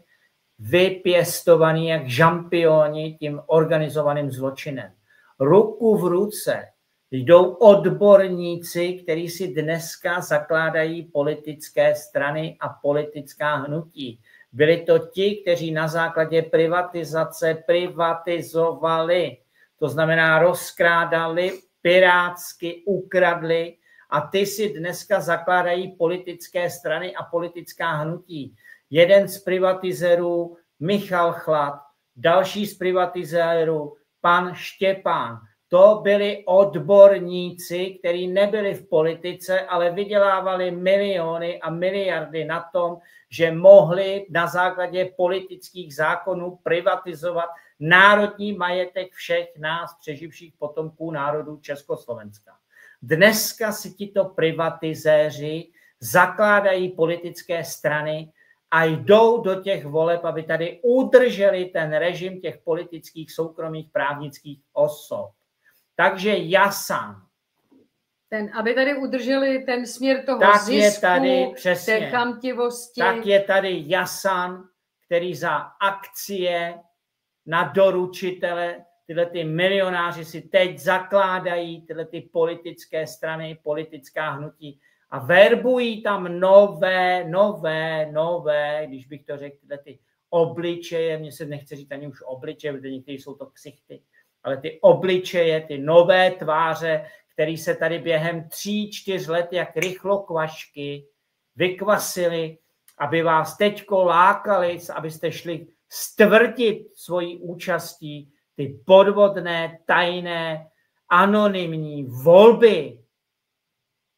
To je to, co dělají. To je ta zrada, kdy tyhle ty odborníci, kteří tady zprivatizovali náš národní majetek všech přeživších potomků národu Československa a mají akcie na doručitele, mají uložené miliony, mají uložené zlato, mají všechny tyhle ty benefity té doby, tak se dneska budou stavět pro vás, že jsou těmi odborníky v plynofikacích, v těch energiích, energetický průmysl, plynárenský průmysl, chemický průmysl. Všichni tito odborníci byli poradci Pitrů, jo, a všech těch miliardářů, kteří si tady zprivatizovali náš národní průmysl. To nejsou odborníci, po kterých my toužíme. To jsou jejich. Hej? To znamená ti, co zakládali Jasan. Je tam pan plukovník Ivan Kratochvíl. Známe ho. Já ho znám ještě od paní Řezničkový, to znamená rok 2011, 12 a tak dále. Tak tyhle ty plukovníci, tyhle ty generálové i na Slovensku, ten generál, který tam byl v tom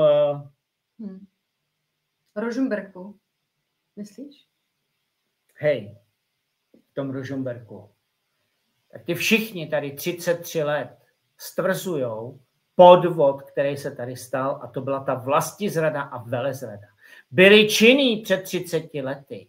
Byli v armádě, byli v ozbrojené složce a nedali na vědomí svůj nesouhlas s tím, že tady došlo k rozkradení našeho národního majetku, že tady došlo k rozvrácení našeho Československa, že tady byly možný, že mohli uplatnit Benešovy dekrety v prvních letech pokusu toho politického půjče. Všichni drželi držky. A když jim skončily ty jejich vojenské mandáty, tak se hrnou do politiky, aby tady udrželi tuhletu vlastizrádnou skutečnost. Jsou to tyhle ty plukovníci, jsou to tyhle ty generálové. K těm už nemáme úctu, protože je známe od roku 11, 12, 13, 14 a v roce 15 jsme ztratili úctu k těmto lidem, protože jsou to kolaboranti, vlastizrádci a jsou to zrádci přeživších potomků národů Československa. A mají tu drzost za váma vyjíždět a ukazovat se vám jako ti, kdo budou řešit to, co tady způsobili. Že to oni budou řešit. Že oni jsou těmi hlavami pomazanými, protože to celých 33 let kryli.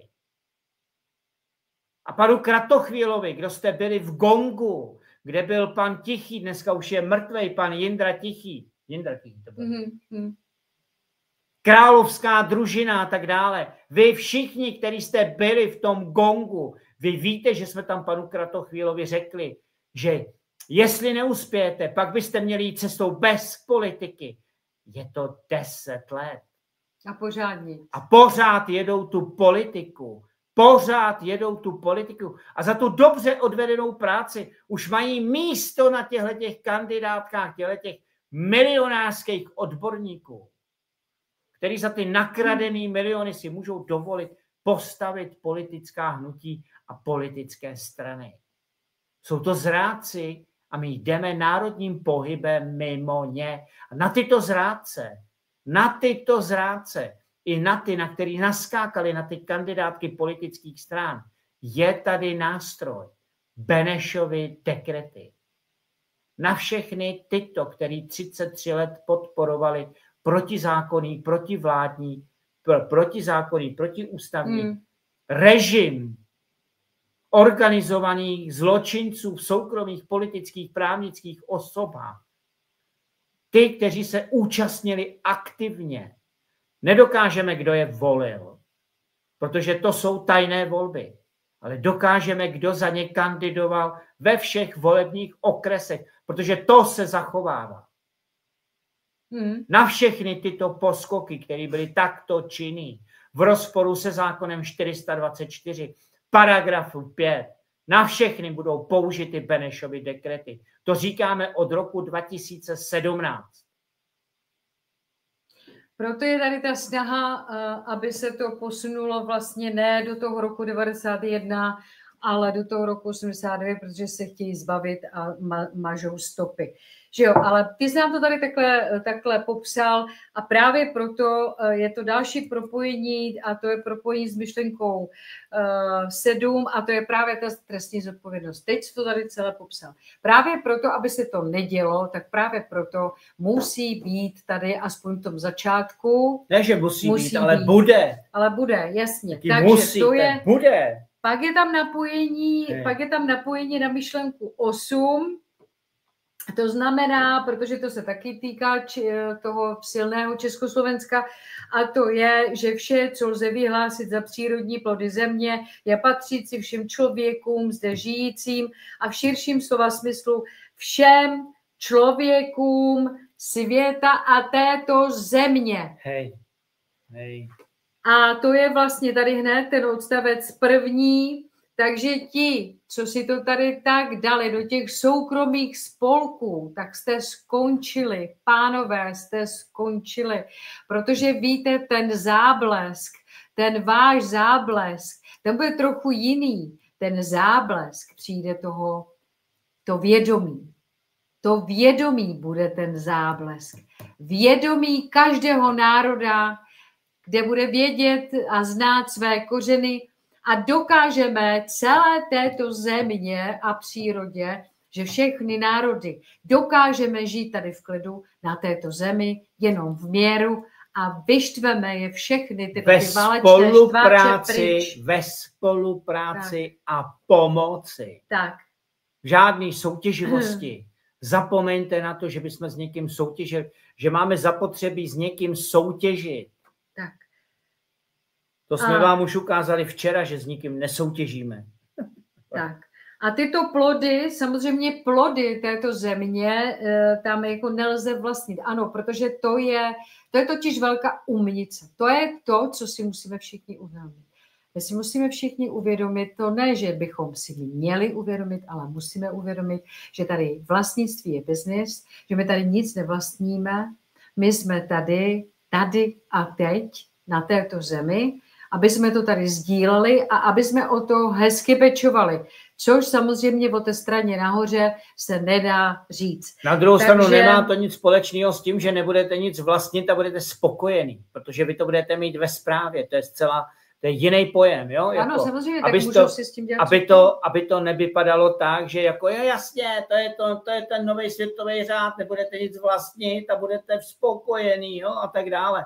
Je to o tom, že se o to budeme starat.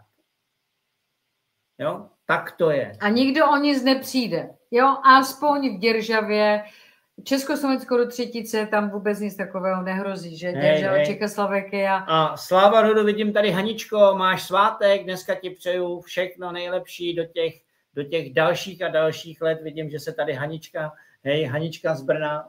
Jasně, všem, jako Haničce, i všem tobě Haničkám, a všem Haničkám, sláva rodu. Tak a to se samozřejmě i je, ale to jsme tam mohli taky dodat, samozřejmě, to jsem tam zapomněla říct, ty pozemkové změny, to je taky silné Československo. To je přesně, o čem se bavíme teď, ano. Tam není se čeho bát, jde o ten klid, akorát jim zrušíme jejich, to budu pokračovat dál, mám to tady napsané. Takže další napojení je na myšlenku 10, to znamená, tady ano, zveřejnění klamné či dokonce nepravdivé zprávy, nejenom reklamy, ale i zprávy, tak jak se dnes běžně děje, bude vyloženě trestným činem, který povede k okamžité reakci ze strany konného výboru. A to je vlastně ten poslední odstavec. Tak a jo, pak je tam napojení na myšlenku 11, to je dohoda člověku, no to je takové rozsáhlejší. Já vím. To je ta dohoda člověku, ano, to jsme říkali, vše je nastaveno k národnímu blahu a vše, co lze vyhlásit za přírodní ty plody naší země, je patřící všem člověkům. Ano, to jsme tady říkali. Tak proto je zde Československo do třetice ve formě Děržava, Čechoslovakia a národní spolužití člověku. Naše sebeurčení je dohoda člověku. To je vlastně ta první odstavec. Já bych řekl, že dlouho o ní mluvíme, ale že by bylo dobrý. Ne, teď to mám rozsáhle, omlouvám se, ale můžeme to říct příště. To je ta dohoda člověku, je to myšlenka 11, ten odstavec první. Ano, to je to nejdůležitější. A pak je tam i napojení na 12. Ano, a ještě k tomu silnému Československu taky se propojuje zatím vše od 1. listopadu 1991 neplatné, než nastanou další kroky, posuny a dohody. Ano, půjdeme samozřejmě potom krok po kroku. Něco se dá udělat samozřejmě velmi rychle a na něco je potřeba nějakých těch krůčků. Každopádně to bude postaveno tak, že pevným bodem je pro nás listopad 1991, 1. listopad 1991. Od toho můžeme jít směrem dolů, i směrem sem. To znamená, od tohoto pevného bodu budeme vybírat to dobré, co tady bylo dobré, a budeme vymazávat, necháme to, aby si to každý mohl projít, ale nebude se to upravovat. Už se tady nebudou vydávat a vypravovat a přepisovat tyhle ty naše dějiny, tak jak se to děje dneska, že nám děti, který se vrátí příští generaci ze školy, tak nám řeknou, že nás osvobodila Amerika, jo, že Amerika nás tady osvobodila, že Stalinův plán byl Marshallův plán a tak dále. Jo. Takže aby tyhle ty věci byly zachované, ale pro nás to je východisko. Tak, napojení myšlenky 12. Takže proto silné Československo, včetně podpory rodinných a národních podniků, soužití a souručenství je základem našeho života. Ano, samozřejmě je to ta forma národního spolužití člověků. Naše tvorba stojí na zásadách a zásaditosti. Je to prostor, kde parazit mizí. Ano, je to prostor, kde parazit mizí. Stejně tak, kam vstoupíme my, světlo je světlo. Rovnost ve všech směrech, soutěživost mizí, šance a rozvoj pro všechny. Radost nebo ku pomoci druhým člověkům. Takže, jak si národ může získat své jméno zpět? Je to samozřejmě sebeurčení. O tom existenci a o té skutečnosti národa jako oprávněného činitele. To už jsme četli na začátku. A oznámení mezikorporátní společnosti, že tyto národy jsou skutečné a konají. Ano, když se člověk určí mimo struktury OSN, uzná své vlastní území a tak dále. Tady jsem si ještě napsala, tady jsem si udělala ještě poznámky. Ano, sebeurčení, to jsme chtěli připomenout, sebeurčení není žádost. Sebeurčení není žádost o nějaké uznání. Je to uznání samého sebe, proto říkáme sebeurčení sebe a národů.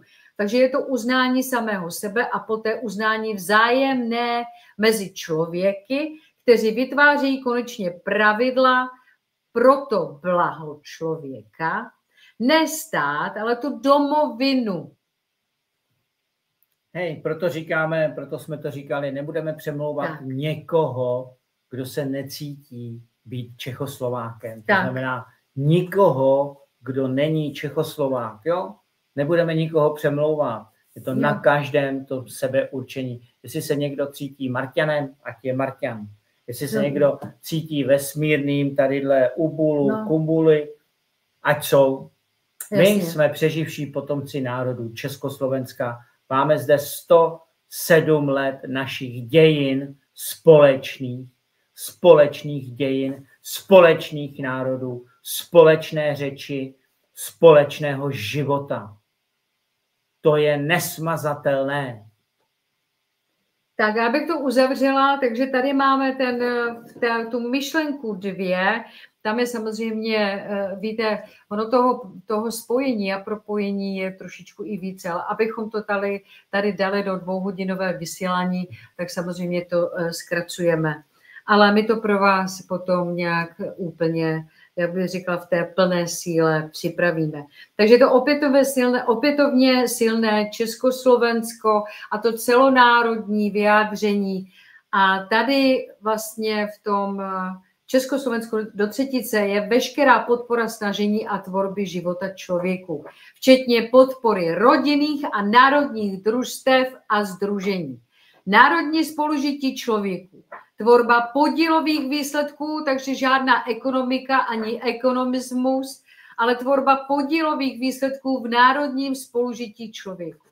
Je to ukončení sociálního inženýrství, sociálního biznesu a realitního fiktivního podnikání. Končí politický biznes, končí sociální biznes, končí realitní biznes, končí zdravotní biznes, končí ekonomický biznes. Protože právě tím, že do toho výběru se dostanou dobří člověkové, plně a pevným charakterem pro blaho našich národů, tak bude nastávat život, jaký vždy měl být. A to je ta hojnost, rovnost, klid a mír, protože ten mír je důležitý. Takže národní spolužití člověku a za svobodu žitia všeho míra. Takže takhle bych to nějakým způsobem, to propojení. Tady, přečti to, prosím. Já jsem se jenom chtěla zeptat, prosím, aby to bylo vůči... Já to vidím, ale bavíme se tady o tom, že já to čtu, nejsou. Já to čtu, je tady prováděcí dohoda člověku. Bavíme se tady o tom, že to je to nejvíc, co máme. Ano. Děkuji. Takže prováděcí dohoda člověku. Poslouchejte pozorně a máte-li jakoukoliv výhradu, dejte ji na vědomí a budeme o tom se bavit, protože na tomto jsme se dohodli 4. července loňského roku, letos to byl 1 rok a to je ta dohoda, na které se dohodlo 120 plus člověků. Jo?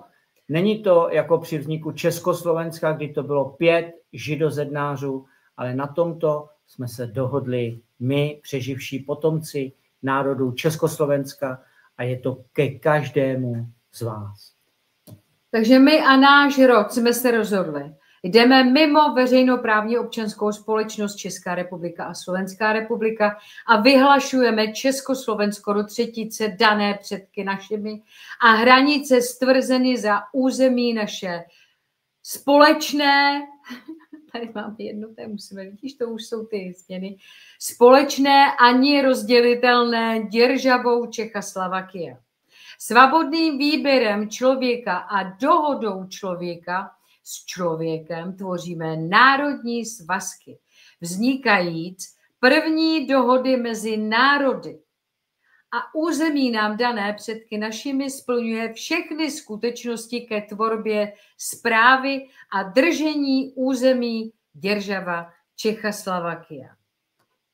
Režim politických stran a hnutí spolčený s cizí mocí se dopouští vlastizrady a velezrady a proto zákonem číslo 424 1991 sbírky paragraf 3 a paragraf 5 a samozřejmě Všeobecné deklarace lidských práv a svobod článek 2 pro jiné než politické smýšlení jdeme mimo režim politických stran a hnutí, jelikož jednání politické společnosti, které se příčí těm dobrým mravům, je neplatné a jednání je taktéž neplatné při vynucování nemožného.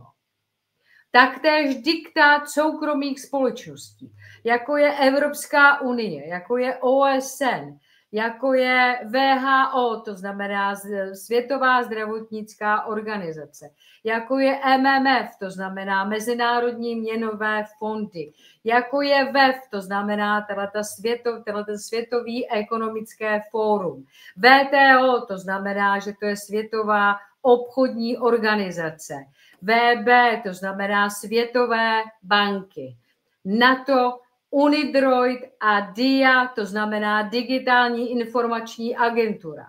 Protože digitální nátlak a lékařský nátlak a hlavně válečné hrozby jsou možné, je to nemožné.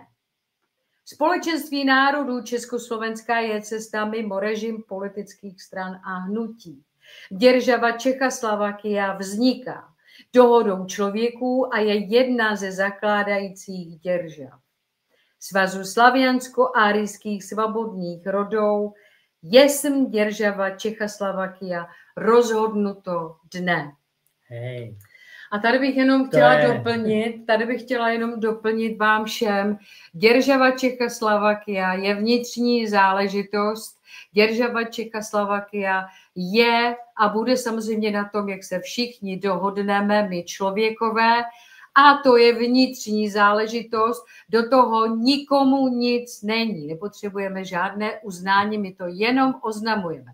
A Svaz slaviansko-árijských svobodných rodov je ve věci, abych to řekla, navenek, to znamená, ta věc je, bych řekla, ne ten svaz, ne věc, pardon, ten svaz je tady proto, aby se mohly přidávat ty další okolní státy, protože država Čechoslovakia je jedna ze zakládajících tohoto svazu a tady v tom svazu samozřejmě je to náhražka Evropské unie a tam můžeme spolu vzájemně tvořit teprve teď ty mezinárodní dohody, protože doteď to byly mezikorporátní dohody a můžeme spolu krásně žít. Já bych jenom řekl, abyste si všichni uvědomili, že ten svaz je to vědomí našich předků zde na zemi. Protože to je runa sva. Runa sva je to vědomí, který přichází na zem. Hej, proto je to svaz. Takže je to vědomí slaviansko-árijských svobodných rodov. Chápete to? To je ten svaz, to vědomí našich předků, který přichází na zem. Žádný Ježíš Kristus znovu se stoupí z nebes a tak dále. Nic takového. Je to vědomí našich předků z té svargy prečisté. Proto je to svaz vědomí na zemi slaviansko-árijských svobodných rodov. Proto je to svaz slaviansko-árijských svobodných rodov. To je ta podstata.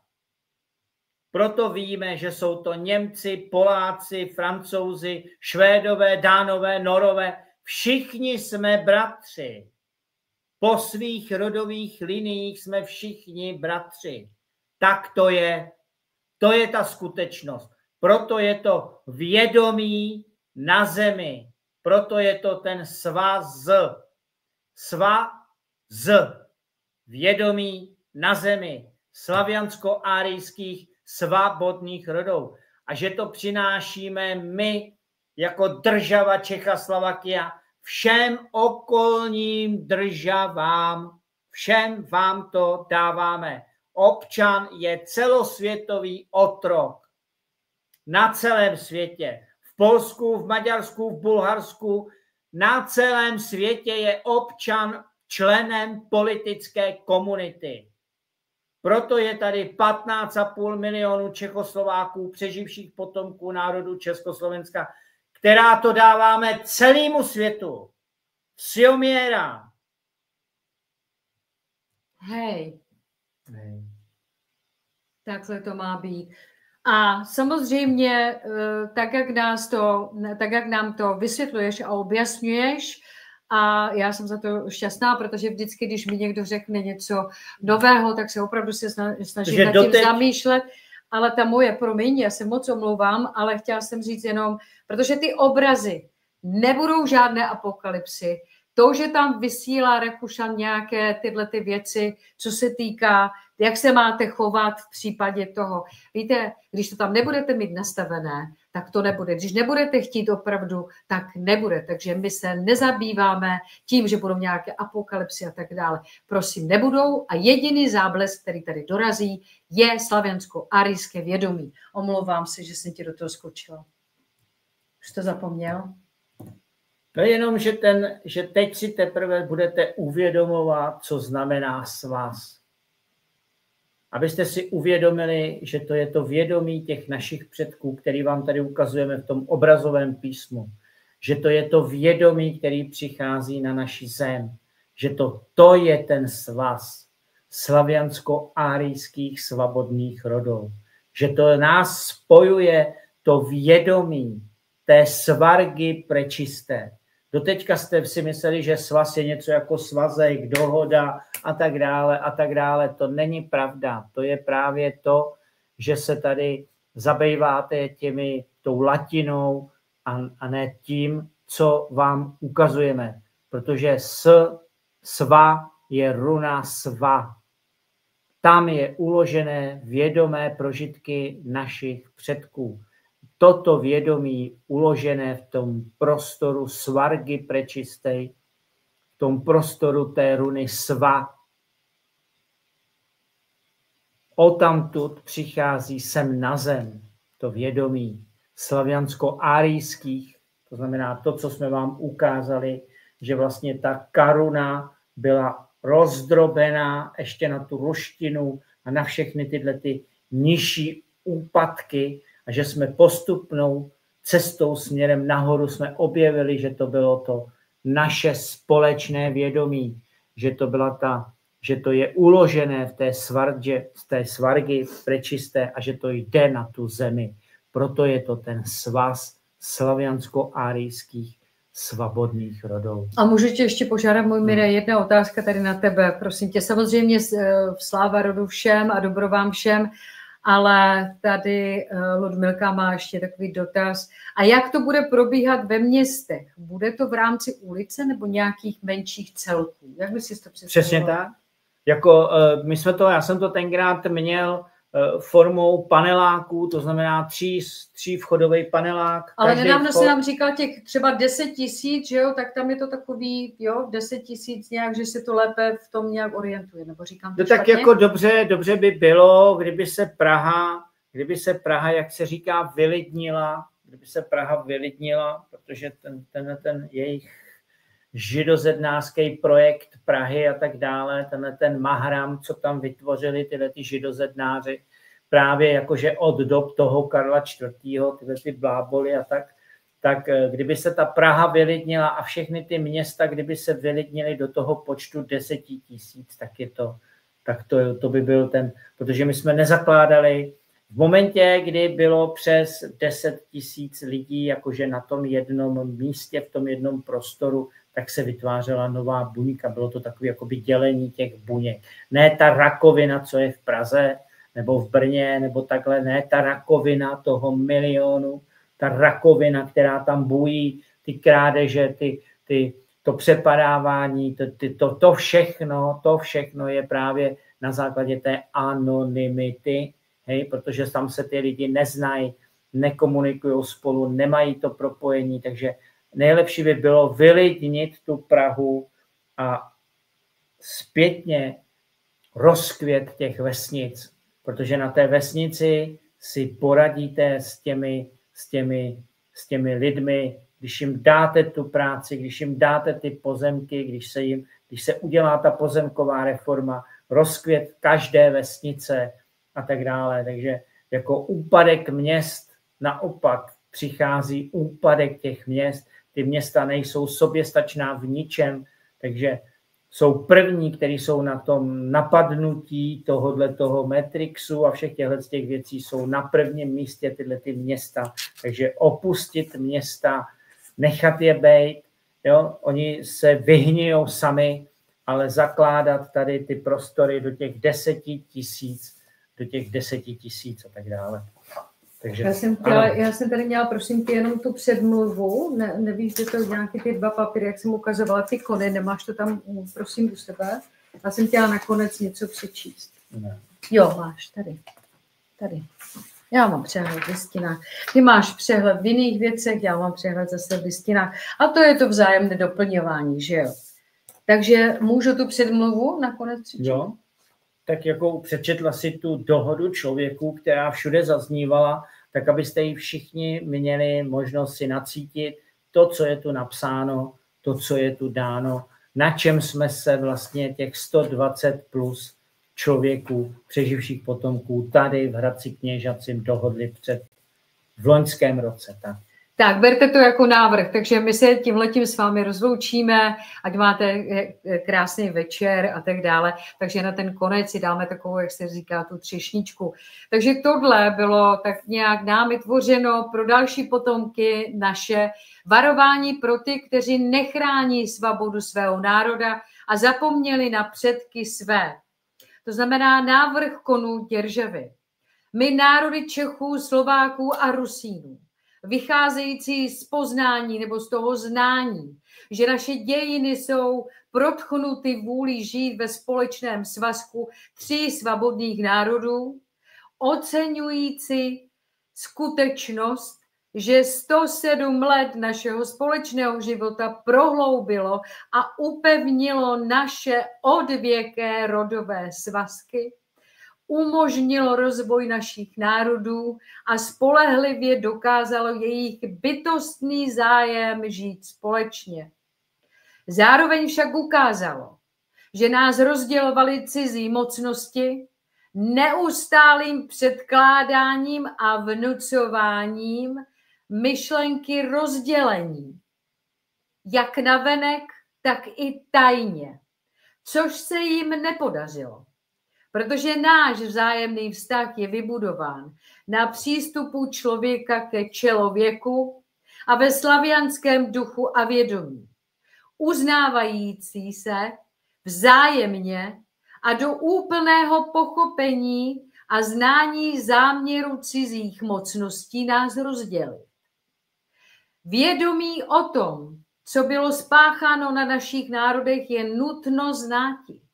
Jsme vědomí si toho, že právě tady a teď je doba sjednocení národů proti všem cizákům ve snaze nás odebrat naši rodnou a rodovou půdu. Každý národ má možnost utvářet svobodný způsob a formu svého národního života.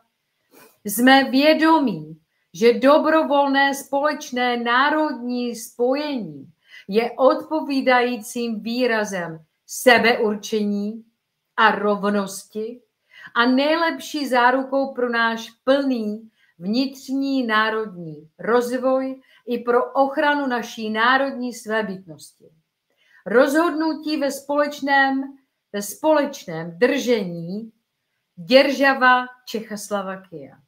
V duchu slaviansko-árijském vědomí vytvářet podmínky pro klid a blahobyt všech člověků, zaručovat všem svobodu a bytí podporou člověků, Triglavu, Radě Děržavy, Společenství národů Děržavy Čechoslovakia a Svazu slaviansko-árijských svobodných rodů.